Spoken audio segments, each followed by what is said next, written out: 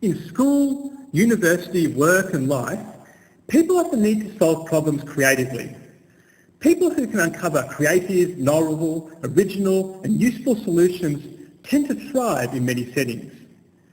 Researchers have uncovered a range of practices that improve creativity. For example, when people sit near a naked light bulb, they're actually more likely to experience sudden insights to solve problems.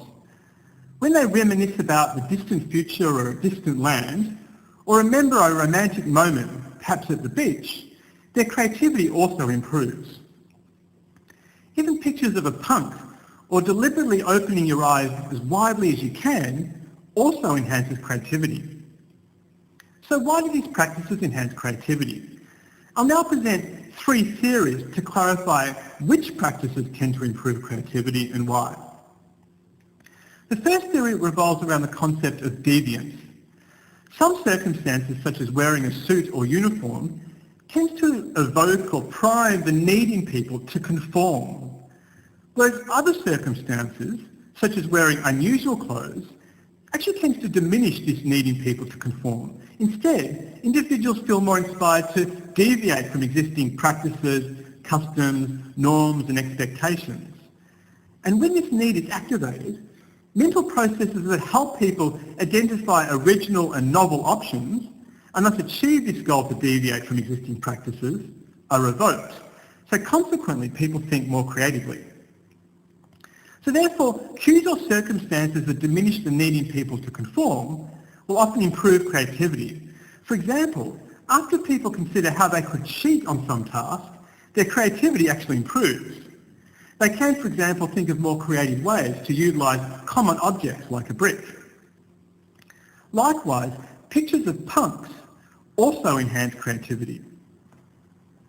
The second theory revolves around how exposure to unique constraints also improves creativity. That is, usually we operate in very familiar settings, and in these settings we actually don't need to think creatively, and so our creative ability might diminish in familiar circumstances.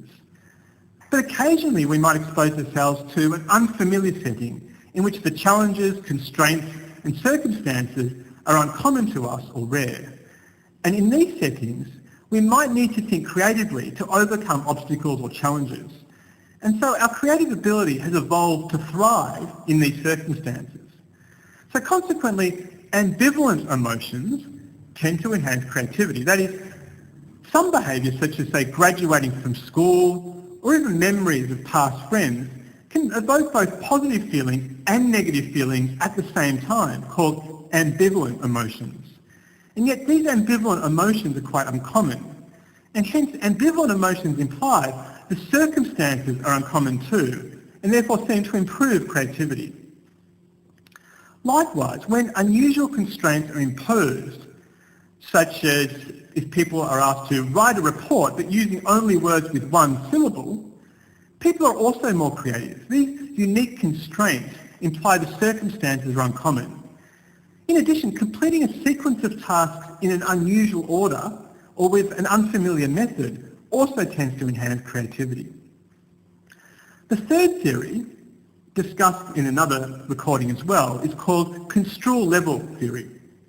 Now, according to this theory, when people imagine a distant location or time, they can't be sure of which details will be relevant. For example, they can't be certain whether people will tend to wear, say, blue jeans or grey jeans. So naturally, their attention is not oriented towards specific details. Instead, their attention tends to be oriented towards sort of broader concepts such as clothes rather than blue jeans. Now, when individuals consider broader concepts, their creativity often improves. And to demonstrate why, if people contemplate broad concepts like clothes, that primes many examples in their head, such as red shorts, blue skirts, and so forth. And because many of these examples are primed in their mind, the likelihood that one of these examples solves some problem increases. For example, they are more likely to solve the problem on how to prevent water leakage from a radiator, because at least one of these items of clothes is likely to be effective. Or they might be able to combine several examples to solve this problem, but in essence they can solve problems more creatively. So consequently, thoughts about the distant past, the distant future, or a distant land tends to enhance creativity. And for similar reason, actually even raising your eyebrows fosters creativity because this movement focuses attention on a broader range of objects in the environment.